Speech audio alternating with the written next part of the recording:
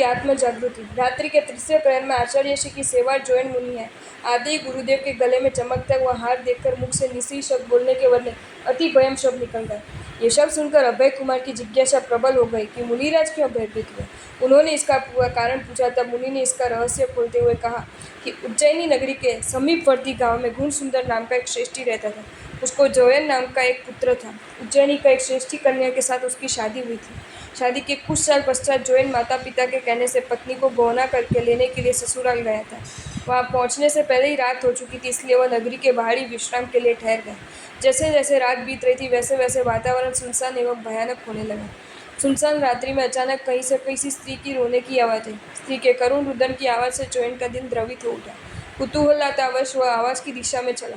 थोड़े आगे चला, वहाँ उसने देखा कि कोई पुरुष शूली पर लटका हुआ था और एक स्त्री नीचे खड़ी हुई थी, वह रो रही थी। जोयन ने सहानुभूति सभर शब्दों के पूछा कि तुम क्यों रो रही हो। स्त्री बोली कि ये मेरा पति है, मैं उसे भोजन कराने आई हूँ, परंतु शूली की ऊंचाई के कारण मैं भोजन नहीं खिला सकती। आप दयालु हो, परोपकारी हो, मेरी सहायता करो। स्त्री की दर्द भरी बातें सुनकर जोयन के दिल में करुणा के भाव जगे और वह स्त्री की सहायता करने के लिए तैयार हो गया।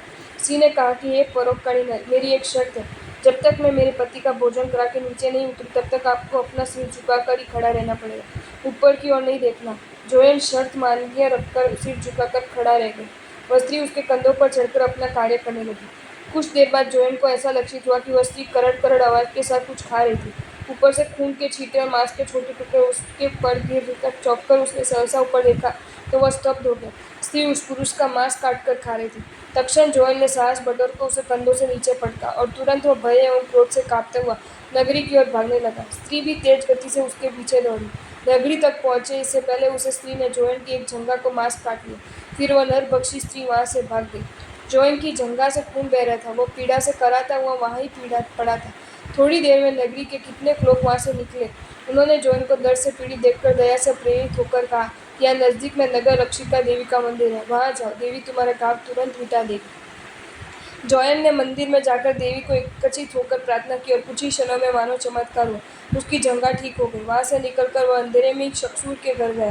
दरवाजे के पास पहुंचा तब अंदर से दो स्त्रियों की बातचीत की आवाज़ सुनाई जा रही थी। वह चुपकी से कान लगाकर दरवाजे के बाहर ही खड़ा रह गया। घर के अंदर एक स्त्री दूसरी स्त्री को कह रही थी कि बेटी, आज तू जो मांस लाई है वो बहुत स्वादिष्ट एवं मधुर स्वाद है। ये सुनकर बेटी कड़कड़ाहट हंसती हुई बोली कि माँ, ये मांस तुम्हारे जवाई का है, इसलिए तुमको तो मीठा ही लगेगा।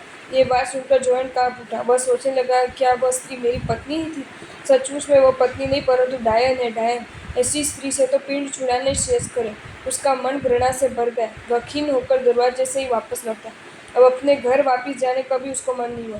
संसार के प्रति निर्वेद भाव उत्पन्न हुआ और विरक्त होकर जोयन मुनि बन गया। हे मतिमान, इस घटना का स्मरण होने से निसी के स्थान पर अति भयम शब्द मुख से निकल गया। आपको ये वीडियो अच्छा लगा हो तो इसे लाइक करें और शेयर करें और ऐसे ही नए नए वीडियोज़ देखने के लिए सब्सक्राइब करें हमारी channel Jain facts and stories को।